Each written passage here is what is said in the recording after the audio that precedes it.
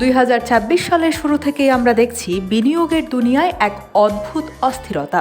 বিশেষ করে যারা নিরাপদ বিনিয়োগ খুঁজছেন তাদের আলোচনার কেন্দ্রে এখন একটি ধাতু সোনা।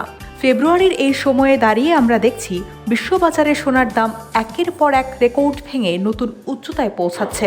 কিন্তু কেন এই পাগলাটে তোড়? আর আপনি যদি আজ সোনা কিনতে চান তবে সেটি আপনার জন্য লাভজনক হবে নাকি লোকসান? আজকের ভিডিওতে আমরা সোনার দাম বাড়ার নেপথ্য কারণ এবং নতুন বিনিয়োগকারীদের জন্য একটি পূর্ণাঙ্গ গাইডলাইন নিয়ে আলোচনা করব। গত কয়েকদিনে আন্তর্জাতিক বাজারে সোনার দাম ইতিহাসে প্রথমবারের মতো প্রতি আউন্স $5,000 আশেপাশে ঘোরাঘুরি করছে। বাংলাদেশেও এর প্রভাব পড়ছে সরাসরি। এর পেছনে মূলত তিনটি বড় কারণ কাজ করছে। প্রথমত, ভূ রাজনৈতিক অস্থিরতা। মধ্যপ্রাচ্য এবং লোহিত সাগরের সাম্প্রতিক পরিস্থিতি বড় বিনিয়োগকারীদের মধ্যে আতঙ্ক তৈরি করেছে। যখনই কোনো যুদ্ধের আশঙ্কা বা রাজনৈতিক সংকট দেখা দেয়, মানুষ স্টক মার্কেট ছেড়ে সোনায় বিনিয়োগ করে। দ্বিতীয়ত, ডলারের অস্থিরতা।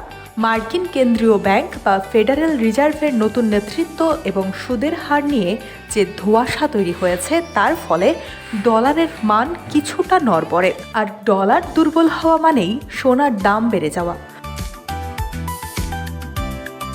তৃতীয়ত, সেন্ট্রাল ব্যাংকগুলোর সোনা মজুত।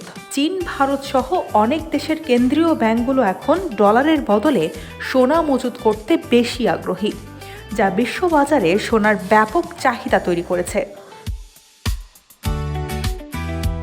একজন নতুন বিনিয়োগকারী হিসেবে আপনার সবচেয়ে বড় প্রশ্ন হতে পারে, আমি কি এখন গয়না কিনব? দেখুন, আমাদের দেশে ঐতিহাসিকভাবে আমরা গয়না কিনতে পছন্দ করি, কিন্তু মনে রাখবেন, আপনি যদি বিনিয়োগের জন্য সোনা কেনেন তবে গয়না কেনা হবে আপনার সবচেয়ে বড় ভুল। কেন? কারণ গয়না কিনলে আপনাকে ভরি প্রতি বড় অঙ্কের মজুরি বা মেকিং চার্জ দিতে হয়। আবার কয়েক বছর পর সেই গয়না বিক্রি করতে গেলে মজুরি এবং ভ্যাট বাবদ আপনার বিনিয়োগের 15 থেকে 20% টাকা লস হবে। তাই স্মার্ট বিনিয়োগকারী হতে হলে আপনাকে গোল্ড বার অথবা গোল্ড কয়েন কিনতে হবে। এতে বিশুদ্ধতা বেশি থাকে এবং মেকিং চার্জ নেই বললেই চলে। কেনার সময় অবশ্যই বাজুস অনুমোদিত হলমার্ক দেখে নেবেন, যাতে বিক্রির সময় আপনি আন্তর্জাতিক মান অনুযায়ী সঠিক দাম পান। যখন কোনো জিনিসের দাম অনেক বেশি থাকে তখন একবারে সব টাকা বিনিয়োগ করা বেশ ঝুঁকিপূর্ণ। একে আমরা বলি মার্কেট টপ। আমার পরামর্শ হবে, আপনার পুরো সঞ্চয় দিয়ে একেবারে সোনা না কেনা।